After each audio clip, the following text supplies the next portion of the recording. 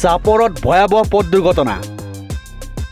truck আৰু চাৰিচকীয়া বাহনৰ মাজত মুখামুখি সংঘৰ্ষ ঘটনাস্থলীতে মৃত্যু হয় দুজন লোকৰ গুৰুতৰভাৱে আহত হয় আন দুজন লোক নিহত লোক দুজনৰ নাম ইনামুল হুছেইন আৰু ছাহিদুল ইছলাম চাপৰৰ মুটুৱাৰীত 17 নং ৰাষ্ট্ৰীয় ঘাইপথত পুৱতি নিশা সংঘটিত হৈছে শোকাবহ পথ দুৰ্ঘটনা ট্ৰাক আৰু চাৰিচকীয়া বাহনৰ মুখামুখি সংঘৰ্ষৰ ফলত সংঘটিত হয় দুৰ্ঘটনাটোত থিতাতে নিহত হয় দুজন লোক আৰু গুৰুতৰভাৱে আহত হয় আন দুজন লোক নিহত যাত্ৰী দুজনৰ নাম ইনামুল হুছেইন আৰু ছাহিদুল ইছলাম আনহাতে আহত ব্যক্তিজনৰ নাম নৌচাদ আলী বুলি জানিব পৰা গৈছে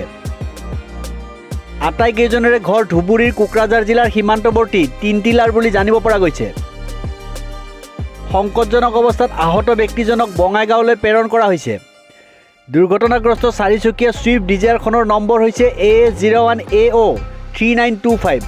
আৰু ট্ৰাকখনৰ নম্বৰ হৈছে A17C2141 বঙাইগাঁও অভিমুখে গৈ আছিল ট্ৰাকখন আৰু ঘৰ অভিমুখে চাৰিচকীয়া বাহনখন আহি থকা অৱস্থাত সংঘটিত হয় এই শোকাবহ দুৰ্ঘটনাটো ঘটনাস্থলীত আৰক্ষী উপস্থিত হৈ গাড়ী দুখনৰ লগতে মৃতদেহ দুটা উদ্ধাৰ কৰি মৰণোত্তৰ পৰীক্ষাগাৰলৈ প্ৰেৰণ কৰে নিউজ ডেস্ক ৰিপৰ্ট নিউজ 13